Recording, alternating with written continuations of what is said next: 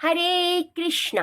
गुड्डू की दुनिया में आपका बहुत बहुत स्वागत है। तो आज हम हरी हरी बोल सीरीज में लेकर आए हैं आपके लिए एकादशी व्रत कथा। आज की एकादशी का नाम है पद्मा अर्थात हरिशयनी एकादशी। तो कथा शुरू करने से पहले मैं आप सभी से प्रार्थना करना चाहूंगी कि कथा को स्किप करके ना सुने, कथा को पूरा सुने, ध्यानपूर्वक सुने, जिससे कि आपका जीवन मंगलमय हो। तो कथा प्रारंभ करते हैं। आषाढ़ मास के शुक्ल पक्ष की इस पद्मा एकादशी को अधिकांश व्यक्ति देवशयनी अथवा देवसोनी एकादशी कहते हैं। इस दिन से भगवान विष्णु 4 मास के लिए क्षीर सागर में शयन करते हैं। इसी कारण इस एकादशी को हरिशयनी एकादशी भी कहते हैं। पुराणों में यह भी कहा गया है कि इस दिन से विष्णु भगवान 4 मास तक बलि के द्वार पर पाताल में रहते हैं और कार्तिक मास के शुक्ल पक्ष की एकादशी को अपने लोक में लौटते हैं। इन 4 महीनों में भगवान विष्णु के क्षीर सागर में शयन करने अथवा पाताल में निवास करने के कारण ही विवाह आदि कोई भी शुभ कार्य नहीं होते।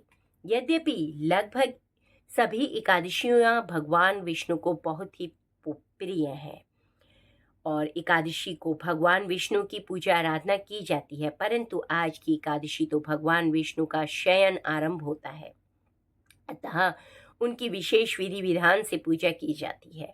भगवान विष्णु की प्रतिमा को आसन पर आसीन करके हाथों में शंख चक्र गदा पदन सुशोभित कर उन्हें पीताम्बर पीले वस्त्रों या दुपट्टे से सजाया जाता है। पंचामृत से स्नान कराकर तत्पश्चात भगवान की धूप दीप पुष्प आदि से पूजा की जाती है और दीपक जलाकर आरती उतारी जाती है।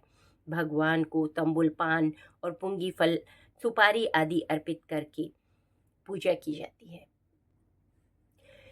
धर्मराज युधिष्ठिर ने श्री कृष्ण से पूछा, हे जनार्दन, आषाढ़ शुक्ल एकादशी का नाम क्या है? इस व्रत के करने की क्या विधि है और किस देवता का पूजन किया जाता है? श्री कृष्ण कहने लगे, हे युधिष्ठिर, एक समय नारद जी ने ब्रह्मा जी से यही प्रश्न किया था।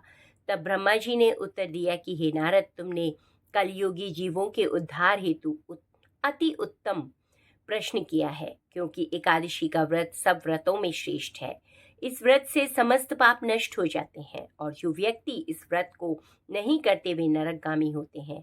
सभी एकादशियों के व्रत श्रेष्ठ हैं और उनके करने से भगवान विष्णु प्रसन्न होते हैं, परंतु उन सब में से भी आषाढ़ मास के शुक्ल पक्ष की है एकादशी तो सबसे अधिक पुण्य प्रदायक है।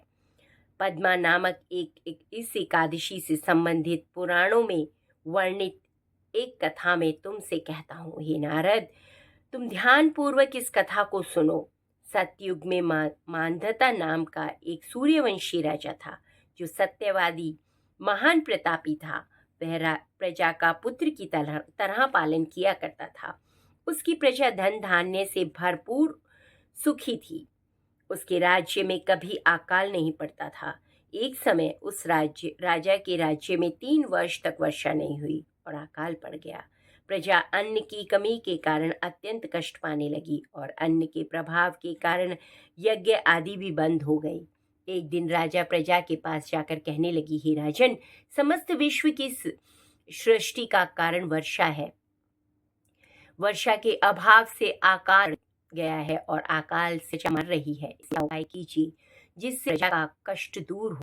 राजा मांधाता ने कहा, आप लोग ठीक कह रहे हैं, वर्षा से ही अन्न उत्पन्न होता है और आप लोग वर्षा न होने के कारण अत्यंत दुखी हैं। मैं आप लोगों के दुखों को समझता हूँ। ऐसा कहकर राजा सेना साथ लेकर वन की तरफ चल दिया। वह अनेक ऋषियों के आश्रम में करता हुआ अंत में ब्रह्मा जी के पुत्र अंगिरा ऋषि के आश्रम पहुंच गया। वहां राजा ने घोड़े से उतरकर अंगिरा ऋषि को प्रणाम किया। मुनि ने राजा को आशीर्वाद देकर चल क्षेम के पश्चात उनसे आश्रम में आना कारण पूछा। राजा ने हाथ जोड़कर विनीत भाव से कहा, भगवान, सब प्रकार से धर्म का पालन करने पर भी मेरे राज्य में अकाल पड़ गया है। इस प्रजा अत्यंत दुखी है। राजा के पापों से ही प्रजा को कष्ट मिलता है, ऐसा शास्त्रों में लिखा है। जब मैं धर्म अनुसार राज्य करता हूँ तो मेरे राज्य में अकाल कैसे पड़ गया? मैं आपसे इसी संदेह का निवारण करने के लिए आया हूँ।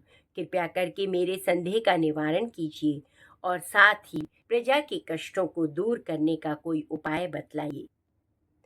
राजा की ये बातें सुन ऋषि अंगिरा ने कहा, हे राजन, यह सतयुग सब युगों में उत्तम है। इसमें धर्म के चारों चरण उपस्थित हैं, अर्थात इस युग में धर्म की सबसे अधिक उन्नति है।